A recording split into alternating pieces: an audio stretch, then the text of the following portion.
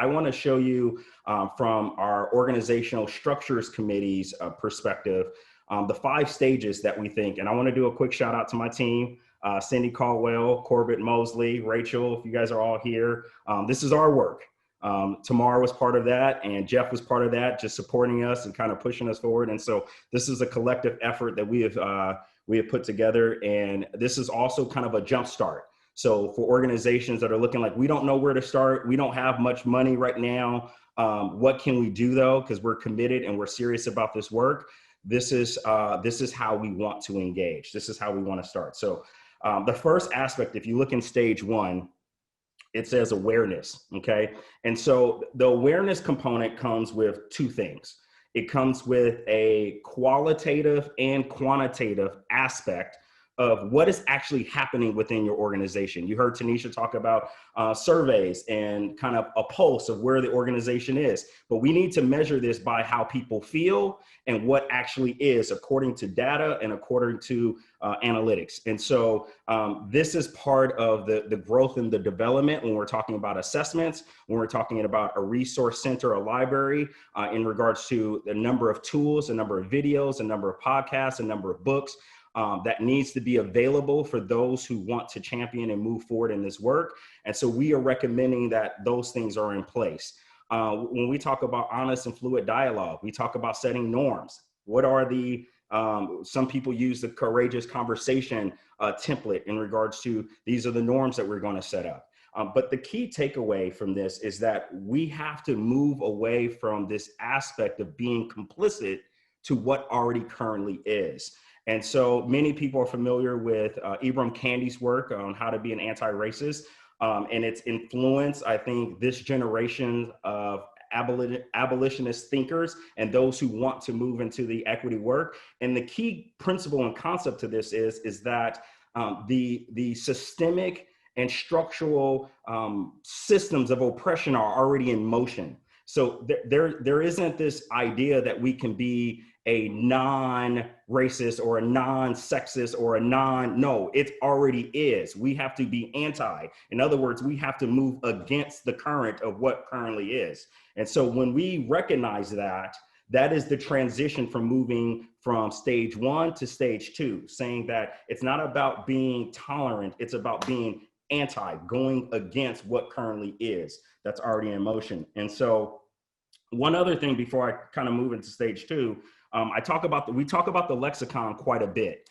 And the reason why is because many of you probably heard me say this before, in our K through 12 education, we were not given the language, the terms, the meaning to understand things that involve equity and inclusion. In other words, we've never had a proper definition of what racism is, or what's a racist, or what's bigotry, or what's prejudice. And so unfortunately, we have an entire culture that exists today that decides to determine what they believe racism is based upon how they feel about it.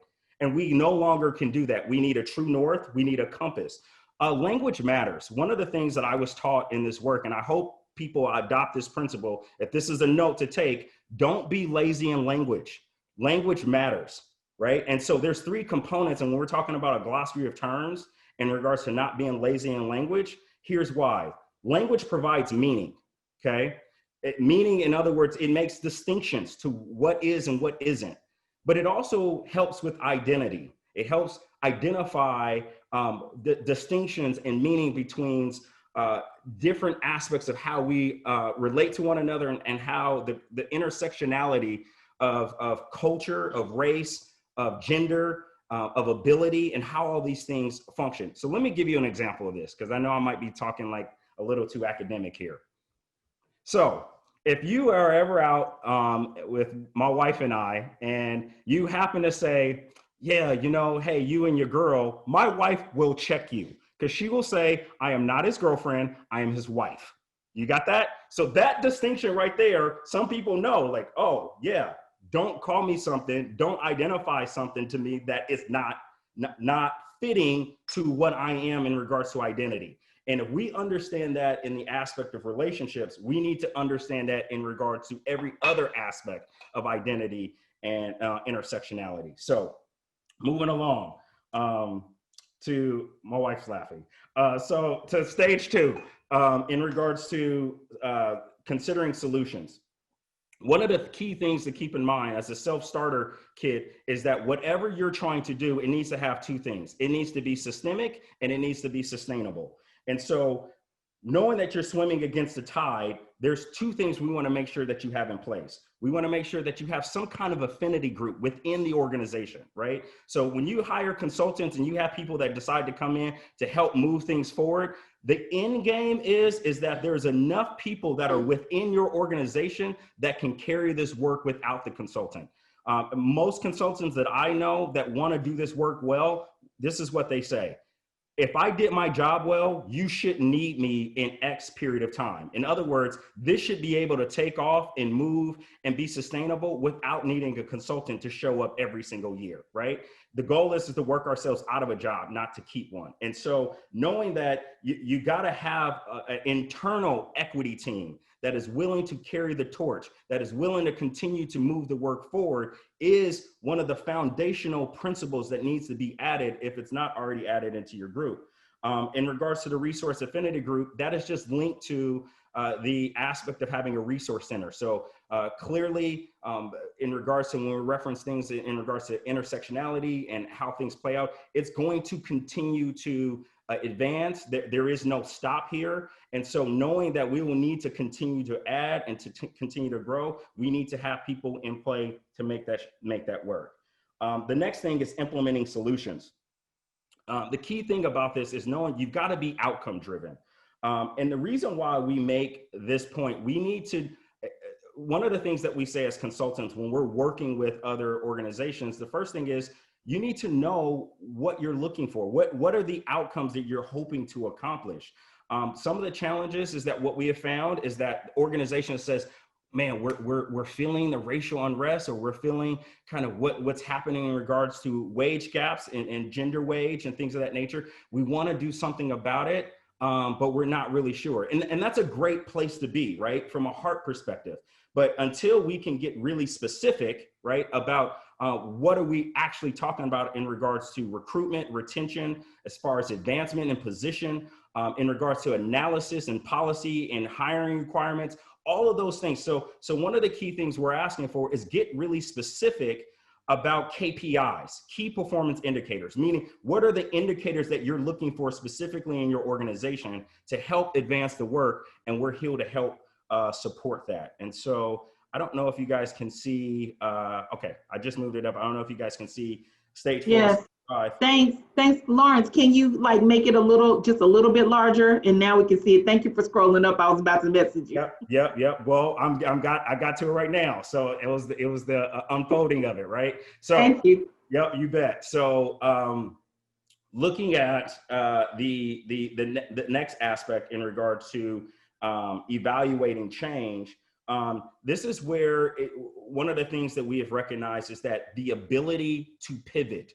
In other words, when you have your advisory committee, your stakeholders, anyone that you consider your constituency, they need to be involved in evaluating the change. They need to have a stake.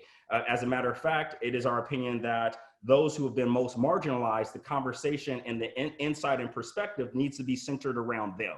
And so one of the key things to keep in mind, though, in regards to the ability to pivot as you're evaluating the change, is the speed of change. Because one of the things that we have noticed in regards to barriers is that there would be people in positions of power and authority that would say, yes, we realize this is a problem. Yes, we know this is something we need to do. And yet it has been years before something actually happens in order for it to change. And so one of the things as equity practitioners, we have to say, well, if we acknowledge this as a problem, we know this is a problem, there's no question about how we see it. There's not even really a question on what we need to do. Why don't we move quickly or quicker like we do on the other things to get this resolved now? And so the key component in all of that is the accountability factor of moving things to get things resolved right away. And then the last thing is championing and sharing the cause, the information, the things that you're doing right, the things that Tanisha was sharing today. This is what we're hoping that all organizations have the ability and the willingness to do.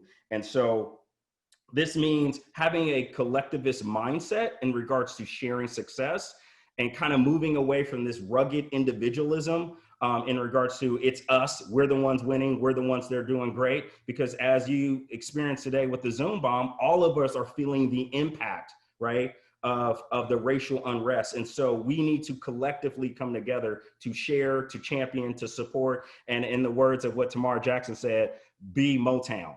Right? We need to be the group that says, you know what, we're supporting, you know, Stevie Wonder, that's who's supporting Marvin Gaye. And I can go on and on about my Motown, but y'all might quiz me and I might not know all of it. So I'm gonna stop right there. But the point is that we need to continue and support each other and have the mindset that it is a collective thing. It is a we thing and not just an I thing. So with that being said, I'm gonna pass it back over to you, Shelly. Thank you.